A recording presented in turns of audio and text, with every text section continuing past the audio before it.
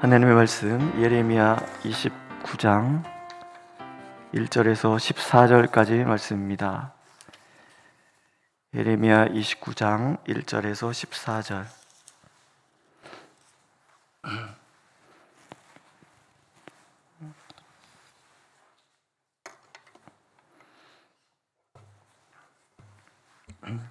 함께 읽겠습니다. 1절. 선지자 예레미야가 예루살렘에서 이 같은 편지를 느부갓네살이 예루살렘에서 바벨론으로 끌고 간 포로 중 남아있는 장로들과 제사장들과 선지자들과 모든 백성에게 보냈는데, 그때는 여고니아 왕과 왕후와 궁중내 시들과 유다와 예루살렘의 고관들과 기능공과 토공들이 예루살렘에서 떠나느라.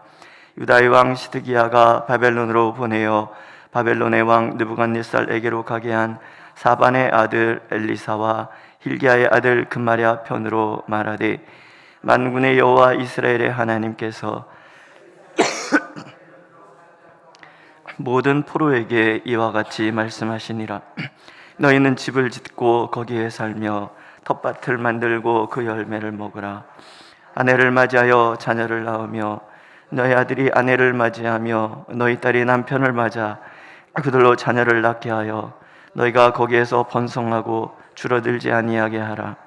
너희는 내가 사로잡혀 가게 한 그 성읍의 평안을 구하고 그를 위하여 여호와께 기도하라. 이는 그 성읍이 평안함으로 너희도 평안할 것임이라. 만군의 여호와 이스라엘의 하나님께서 이와 같이 말씀하시니라. 너희 중에 있는 선지자들에게와 점쟁이에게 미혹되지 말며 너희가 꾼 꿈도 고지 듣고 믿지 말라. 내가 그들을 보내지 아니하였어도 그들이 내 이름으로 거짓을 예언함이라. 여호와의 말씀이니라. 여호와께서 이와 같이 말씀하시니라. 바벨론에서 70년이 차면 내가 너희를 돌보고 나의 선한 말을 너희에게 성취하여 너희를 이곳으로 돌아오게 하리라. 여호와의 말씀이니라. 너희를 향한 나의 생각을 내가 아나니 평안이요 재앙이 아니니라. 너에게 미래와 희망을 주는 것이니라. 너희가 내게 부르짖으며 내게 와서 기도하면 내가 너희들의 기도를 들을 것이요 너희가 온 마음으로 나를 구하며 나를 찾을 것이요 나를 만나리라. 이것은 여호와의 말씀이니라. 나는 너희들을 만날 것이며 너희를 포로된 중에서 다시 돌아오게 하되 내가 쫓아 보내었던 나라들과 모든 곳에서 모아 사로잡혀 떠났던 그곳으로 돌아오게 하리라. 이것은 여호와의 말씀이니라. 아멘. 바벨론 느부갓네살 왕의 침략으로 인해서 여고냐 왕을 비롯한 많은 사람들이 바벨론으로 끌려갑니다. 그 끌려간 그들을 향해서 하나님께서 예레미야 선지자를 통해서 편지를 쓰게 하는 거예요. 거기서 어떻게 지내야 되는지 그런 얘기를 하나님 해주시는 거죠. 나라가 어려워서 포로로 끌려간다. 우리 역사 속에서도 그런 일들이 굉장히 많았잖아요. 전쟁에서 지고 나면 수많은 사람들이 포로로 끌려갑니다. 끌려간 그분들의 삶을 보면 굉장히 비참하잖아요. 포로라는 것 자체가 기본적으로 어떤 권리를 인정받는다든가 또 국가의 보호를 받는다든가 그런 위치가 아닌 거예요. 그럼 끌려가는 사람들의 마음은 어떤 마음일 것 같아요? 절망이잖아요. 아무런 희망이 없는 그런 절망 속에 이들이 놓여 있는 거예요. 하나님께서 이들을 만나실 필요가 있어요. 이들을 일으켜 주실 필요가 있어요. 적어도 다른 건 몰라도 나라가 망해서 포로로 끌려가도 내가 이스라엘 백성이라는 사실은 변함이 없는 거예요. 하나님 말씀하시죠. 70년. 바벨론에서 70년이 차면 하나님의 징계의 시간이 정해져 있는 거예요. 70년. 70년은 굉장히 긴 시간입니다. 그렇죠? 우리가 이렇게 문장으로 이렇게 잠깐 읽고 지나가니까는 별거 아닌 것 같아 보이지만 우리의 삶을 돌아보세요. 70년. 제 평생 살아온 삶보다 훨씬 많은 시간들이에요. 얼마나 많은 일들이 일어날지 몰라요. 70년. 이 70년은 견뎌야 되는 시간들인 거예요. 그러기 위해서는 이스라엘 백성들에게 하나님께서 주셔야 되는 믿음, 어떻게 70년을 보내야 되는지 가르쳐 주실 필요가 있지요. 첫 번째는 견디라는 거예요. 가서 자녀들을 시집장가 보내서 아이들을 낳게 하고 텃밭을 일구어서 경제적으로 궁핍하지 않게 하고, 그래서 번성하고 줄어들지 않도록 하라는 거예요. 희망인 거예요. 끌려가기 때문에 완전히 무너진 그 마음들을 하나님이 추스리는 거예요. 아니야, 끝이 아니야. 견딤의 시간이야. 연단의 시간이야. 너희들이 하나님의 백성으로 거듭나는 그런 시간이야. 하나님이 이렇게 얘기 들려주시는 거예요. 그 시간은 오로지 견뎌야 되는 거예요. 우린 마음이 급해요. 그렇지 않습니까? 뭔 일이 나면 하나님 응답해 주시옵소서, 즉시 주시옵소서, 이게 우리들의 마음이란 말이에요. 그래서 인내를 위해서도 그렇게 기도한다 그러잖아요. 하나님 제게 인내하는 마음을 주시옵소서, 즉시 주시옵소서. 인내가 뭔데? 기다리는 건데 우리는 급해요. 빨리 모든 것을 빨리. 근데 이거 빨리빨리 하는 사람들이 70년은 이거 죽으라는 시간들이잖아요. 그런데 믿음은 기다리는 거예요. 어떤 분이 글을 읽다가 아주 되게 은혜를 받았어요. 이분이 이렇게 얘기를 해요. 소명이라는 것은 수동태입니다. 우리는 어떤 꿈, 비전, 내가 막 읽고 가야 되는 어떤 이런 거라고 생각을 하죠. 그런 교육을 많이 받잖아요. 젊은이가 야망을 가져라, 꿈이 있어야 된다, 막 이런 꿈을 향하여 나가고 목표가 없으면 안 된다, 이런 얘기 많이 하지만 성경이 꿈을 얘기할 때는 수동태예요. 대표적인 예로 요셉이 있잖아요. 요셉이 어렸을 때 꿈을 꿉니다. 별들이, 해달 별들이 자기에게 절하는 꿈, 곡식단들, 형들이 만든 곡식단들이 일어나서 자기가 만든 곡식단에 절하는 꿈. 요셉이 애굽으로 끌려가는 그 모든 시간에 그 꿈을 늘 기억하고 그 꿈을 이루기 위해서 살았습니까? 그렇지 않아요. 꿈 꾸고 나서 제일 먼저 닥친 게 뭐예요? 형들에게 배신당해서 바벨론의 노예로 팔려가는 거예요. 요셉이 원했습니까? 원하지 않았어요. 그 운명을 자기가 결정할 수 없어. 여기서 대한민국에 태어나고 싶어서 태어나신 분 누가 계십니까? 나는 어디 태어날까? 나라가 많은데 대한민국으로 가야 되겠다. 그러고 혹시 오셨습니까? 나는 가능하면 서울 근교에 살아야 되겠어. 그래서 나는 부천이 내가 나고 자라서 뼈 묻을 고향이야. 난 부천에서만 살리라고. 부천으로 그래서 대한민국 부천에 딱 하고 오신 분 계십니까? 어쩌다 살다 보니까 부천에 오신 거 그렇지 않아요? 저도 그래요. 저 산골 용문에서 태어나서 어찌어찌 하다 보니까는 이렇게 귀한 분들과 만나서 함께 신앙생활하고 서로 격려하고 이런, 요즘 제가 얼마나 성도님들이 사랑스러운지요. 이게 사랑스럽다는 말은 사실 고맙다는 말씀. 이거 의지적으로 하신 분들 계십니까? 없어요. 요셉이 그래요. 그냥 형들을 배신당해서 끌려가고, 보디발이 와서 자기를 사갔으니까 보디발의 집으로 갔고, 뭐 좀 열심히 해보려고 그랬더니 그 마나님께서 모함해가지고서는 뭐 의도적으로 그 지하 그 감옥에 갇혔습니까? 아니에요. 그냥 이 인생이 그러다가 보니까 총리가 된 거예요. 그런데 창세기 42장인가에 보면 형들이 곡식 사러 오잖아요. 자기 앞에 쭉 엎드렸어요. 성경에 그런 얘기 나와요. 요셉이 꿈을 생각하니라.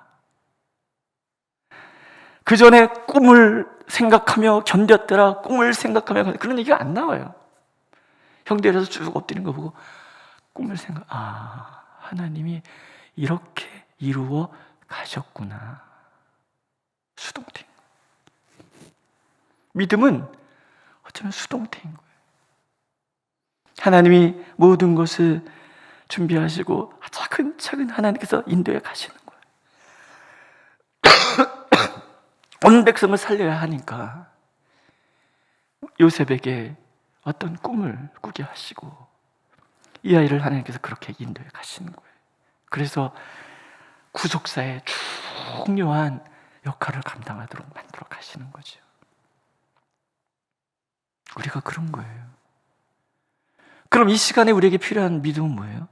견디는 거예요. 조급하면 좌절해요. 뭐든지 급하게 이루어지길 바라는 마음이 우리의 마음이잖아요. 그러나 그 조급함이 우리를 좌절하게 만든 말이에요.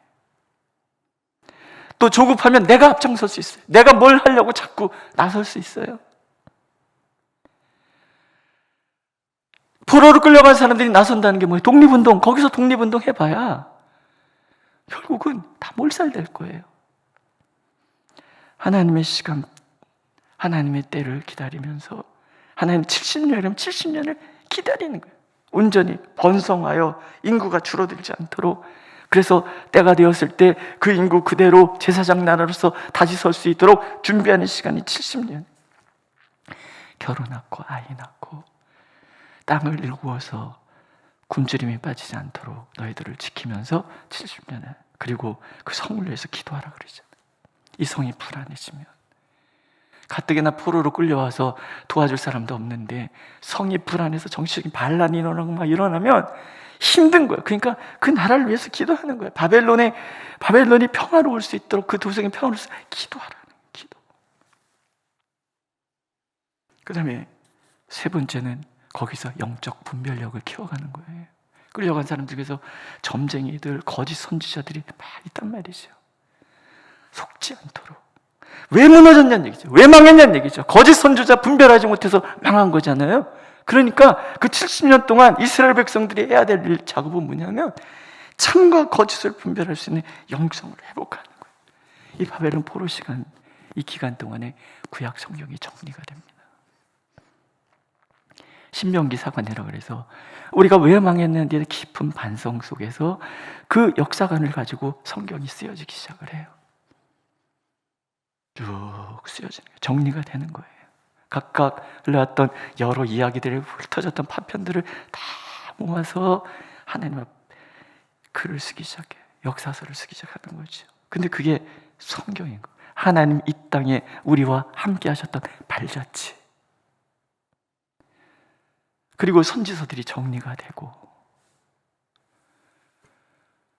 에스라를 통해서 돌아왔을 때 그들이 율법에 반드시 서기 위해서 그들이 새롭게 다짐했던 이유, 율법을 낭독하면서 그 광장에서 그들이 율법이 낭독, 그들이 펑펑 울었던 이유, 돌아본 거예요. 70년 동안 나를 돌아보면서 참이 무엇인지 거짓이 무엇인지를 분별하는 시간을 갖는 거예요.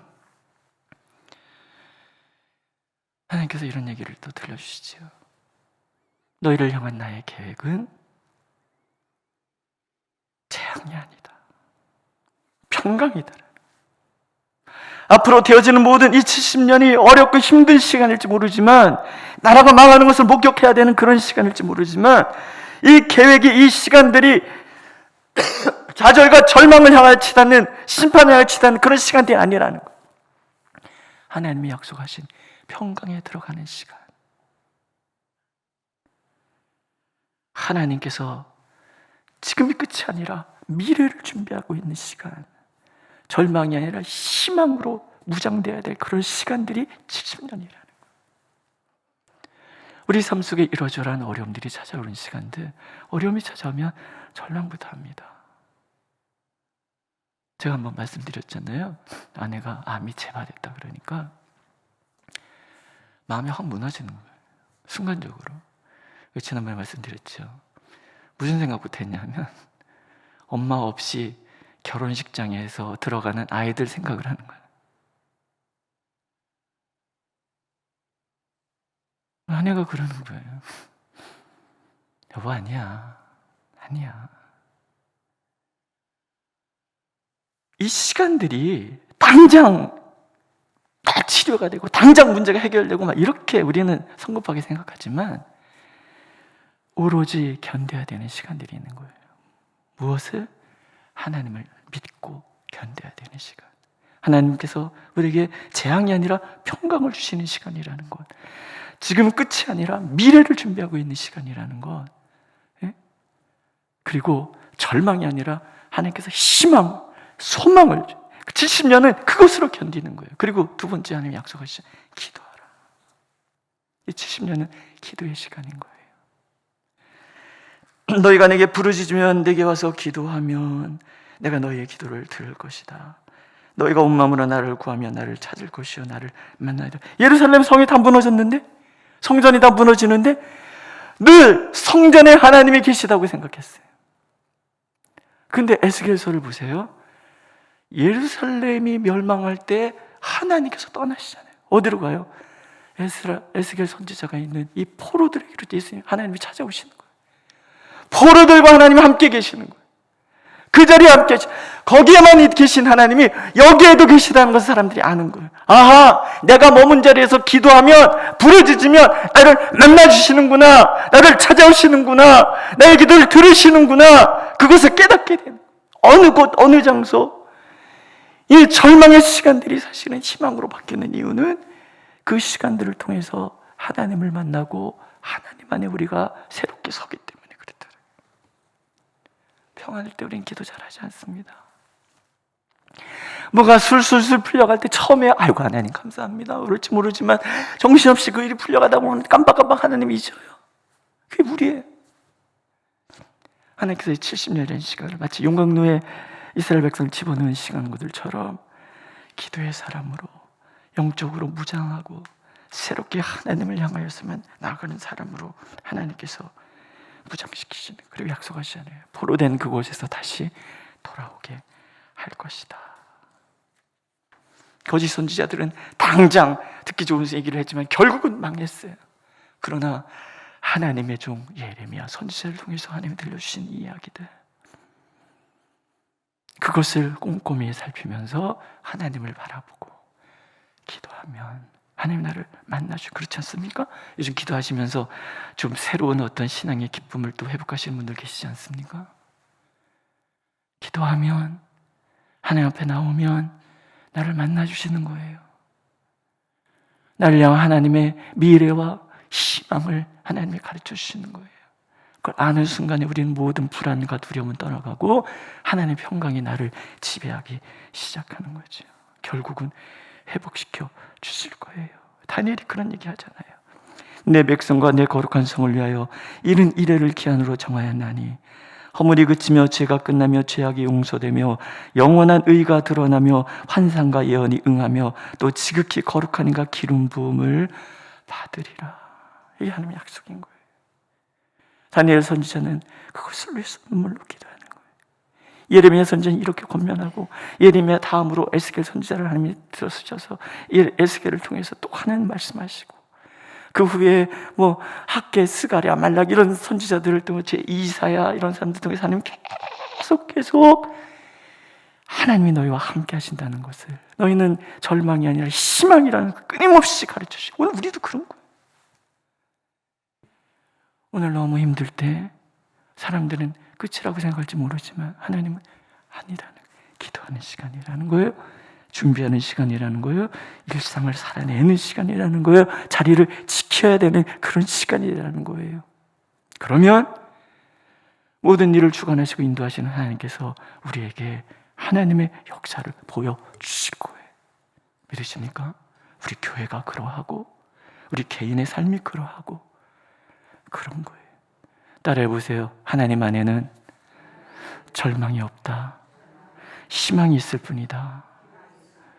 믿으십니까? 희망인 거예요. 기도하겠습니다. 하나님께서 선하시다는 것을 우리가 믿습니다.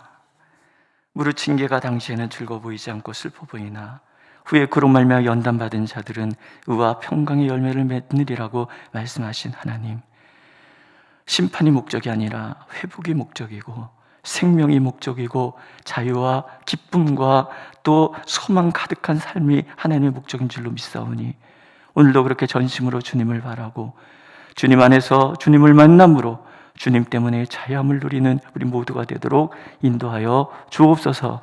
예수님의 이름으로 기도드렸습니다. 아멘. 하늘에 계신 우리 아버지, 아버지의 이름을 거룩하게 하시며 아버지의 나라가 오게 하시며 아버지의 뜻이 하늘에서 같이 땅에서도 이루어지게 하소서. 오늘 우리에게 일용할 양식을 주시고 우리가 우리에게 잘못한 사람을 용서해 준 것 같이 우리 죄를 용서해 주시고 우리를 시험에 빠지지 않게 하시고 악에서 구하소서.